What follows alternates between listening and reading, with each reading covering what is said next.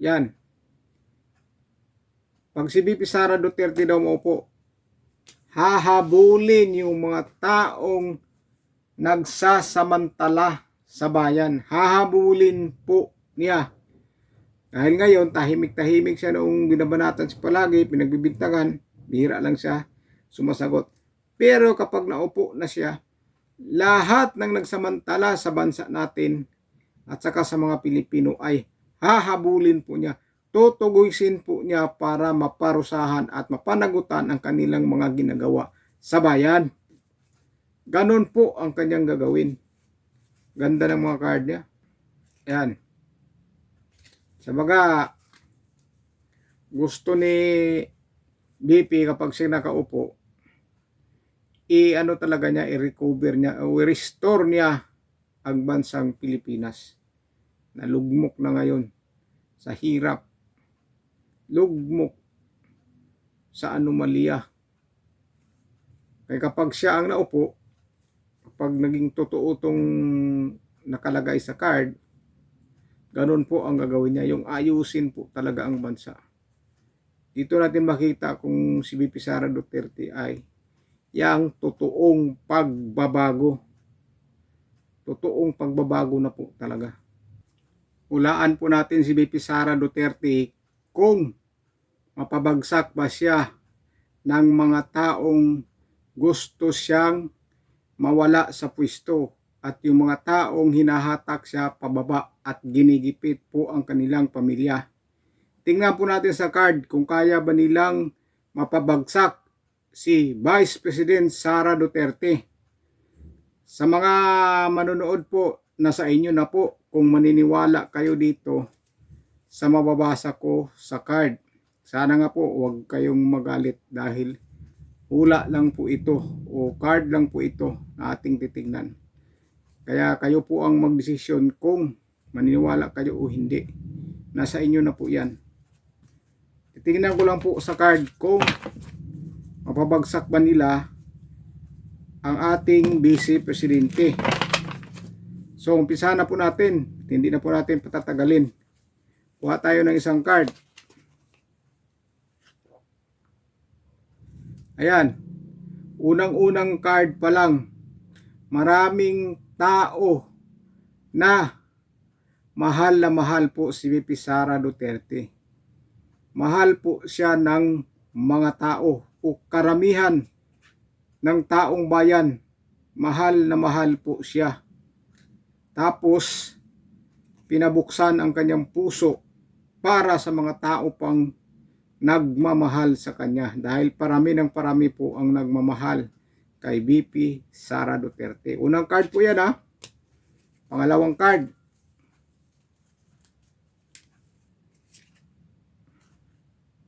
Ayan po. Paano nila mapabagsak to? Uupo pala si VP Sara Duterte sa trono. Uupo siya bilang Pangulo. Paano nila mapabagsak? Ayan o. Maging successful pa si VP Sara Duterte at uupo siya sa trono bilang pagkapangulo. Unang resulta pa lang sa card. Marami nagmamahal sa kanya. Dahil siguro sa marami nagmamahal sa kanya, kaya siya naupo sa trono at nalagay sa pinakamataas na posisyon sa bansa, ang maging pangulo. Ayan o. Grabe po. Talagang success po si VP Sara Duterte. Nakapokus po kasi talaga siya sa kanyang mga ginagawa. Grabe, mga pangalawang card pa lang yan. Ito na. Ayan. Yung mga taong gusto siyang pabagsakin at hinahatag pababa at hinahatak siya pababa, ay sila pa yung babagsak pababa at may mapaparusahan pa sa kanila. May mapaparusahan at may mawalan pa nga ng buhay. Parang yan ang nababasa ko noong nakaraan. Parang umulit lang Ayan. May mga talagang matatapang na tao na lumalapit kay VP Sara.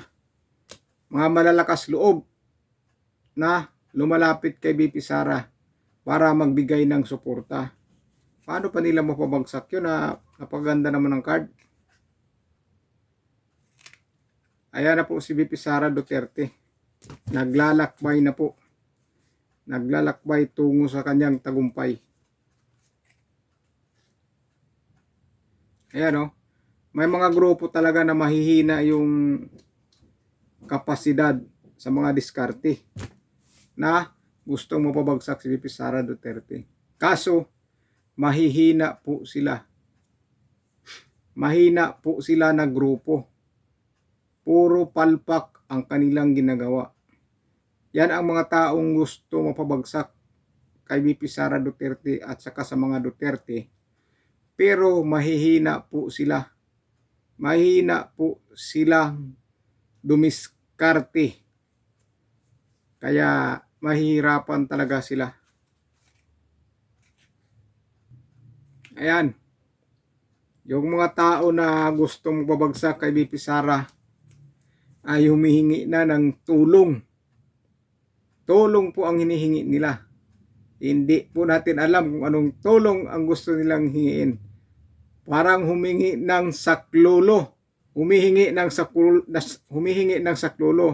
Siguro nahihirapan na po talaga sila at nagigipit na po sila. Dahil po laging palpak ang kanilang mga diskarte, ang kanilang mga plano tungkol sa mga Duterte. Lagi pong pumapalpak dahil siguro sa napakaraming nagmamahal kay VP Sara Duterte. Ito na. Ayan. May isang pangulo daw dito na sinusuportahan yung mga maling gawa. Sinusuportahan yung maling gawa. Hindi niya sinusuportahan yung sarili niyang desisyon. Yung desisyon na gumagawa ng kaayusan o matino. Dahil sinusunod niya kung ano mang sinasabi ng iba. Inuuna niyang sundin yung mga taong nagsasalita sa kanya. Sa bagay, yung mga bumubulong sa kanya. Tinuturuan siya kung anong kanyang gawin. Pero dapat may sarili siyang desisyon na dapat niya ipatupad. Isang pangulo po ito. Hindi natin alam kung sinong pangulo yan. Wala naman ibang pangulo ngayon kundi si BBM lang. Yan. Magkakaroon ng kapayapaan ang bansa kapag uupo ang isang babae na may panindigan. Magkakaroon po ng kapayapaan at kaunlaran at pagmamahalan kapag nakaupo na yung babae. Sana mas maaga, pero kapag hindi naman mas maaga, sana sa sunod na eleksyon.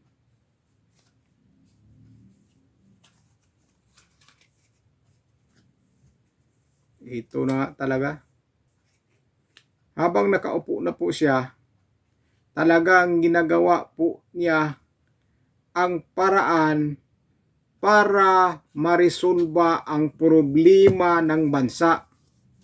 Tuloy-tuloy ang kanyang mga paraan o diskarte para lang maayos ang bansa natin.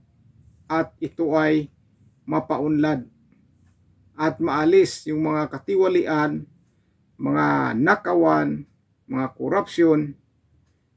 Ginagawa po niya o gagawin po talaga niya kung ano ang tama para sa taong bayan. Kaya gusto niyang resolbahin ang problema ng bansa. Number 1 na yung pagnanakaw ng pira ng kaban ng bayan. Ayan. Sabaga, gusto ni BP kapag siya nakaupo, talaga niya, i-recover niya, o i-restore niya ang bansang Pilipinas. Nalugmok na ngayon sa hirap. Lugmok sa anomalya. Kaya kapag siya ang naupo, kapag naging totoo itong nakalagay sa card, Ganun po ang gagawin niya, yung ayusin po talaga ang bansa. Dito natin makita kung si VP Sara Duterte ay yang totoong pagbabago. Totoong pagbabago na po talaga. Yan. Pag si VP Sara Duterte daw maupo, hahabulin yung mga taong nagsasamantala sa bayan. Hahabulin po niya. Dahil ngayon, tahimik-tahimik siya noong binabanatan siya palagi, pinagbibintangan, bihira lang siya sumasagot. Pero kapag naupo na siya, lahat ng nagsamantala sa bansa natin at saka sa mga Pilipino ay hahabulin po niya. Tutugusin po niya para maparusahan at mapanagutan ang kanilang mga ginagawa sa bayan. Ganon po ang kanyang gagawin. Ganda ng mga card niya.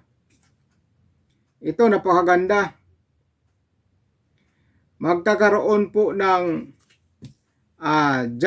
judgment sa mga taong gumawa ng masama. Kung sa baga, may maparusahan po talaga. May maparusahan. Magkakaroon po ng kaparusahan. Lalabas po ang katotohanan kung sino-sino talaga yung nag-aabuso sa bayan o sa pira ng bayan. Inabuso ang posisyon. Magkakaroon po talaga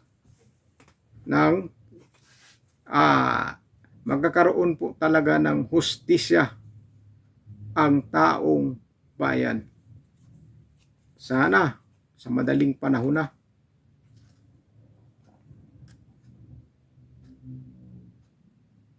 Yan.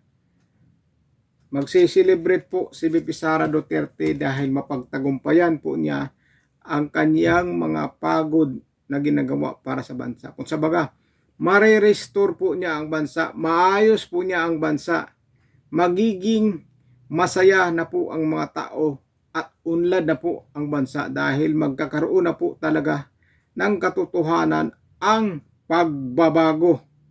Ito ang totoong pagbabago. Magsiselebrate ang mga tao dahil makikita nila kung gaano kaganda mamamalakad ang isang babaeng pangulo na mula sa anak ni Tatay Digong na si VP Sara. Kaya kung si VP Sara mamuno, sigurado po maayos ang bansa. Sigurado mawala ang krimen, korupsyon, at kung ano-ano pang mga katiwalian sa gobyerno. Maaayos po ayon dito sa card.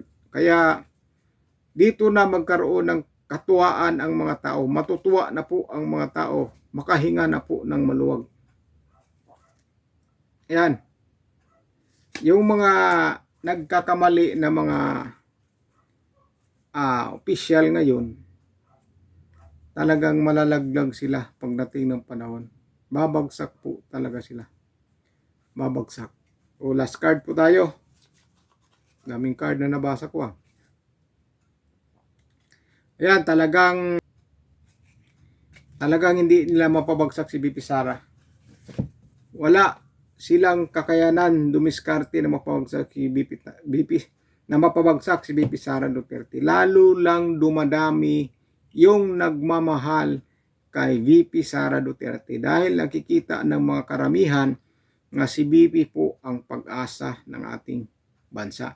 At yung mga taong gusto siyang pabagsakin at ilaglag pababa ay hindi po sila magtatagumpay sa kanilang mga plano o kanilang mga gagawin sa mga Duterte. Darating po ang kasabihang karma pagdating sa dulo. Masaya kayo ngayon kapag ang kasiyahan mo o tagumpay mo ay galing sa kasamaan at hindi galing sa kabutihan, hindi galing sa kabutihan o sa baga galing sa Panginoon. At kung galing yan sa kasamaan talaga, may kapalit po yan. May kapalit po talaga yung anumang natamasa mo na galing sa kasamaan. May kapalit yan pagdating sa dulo. Pero yung kasiyahan mo, yung tagumpay mo, kapag binigay yan mismo o binigay ng taas yan ng Panginoon. Yan po ay walang kapalit. Ang kapalit lang dyan yung maniniwala ka po sa Kanya ng totoo. At umasinso ka, sumaya ka sa tamang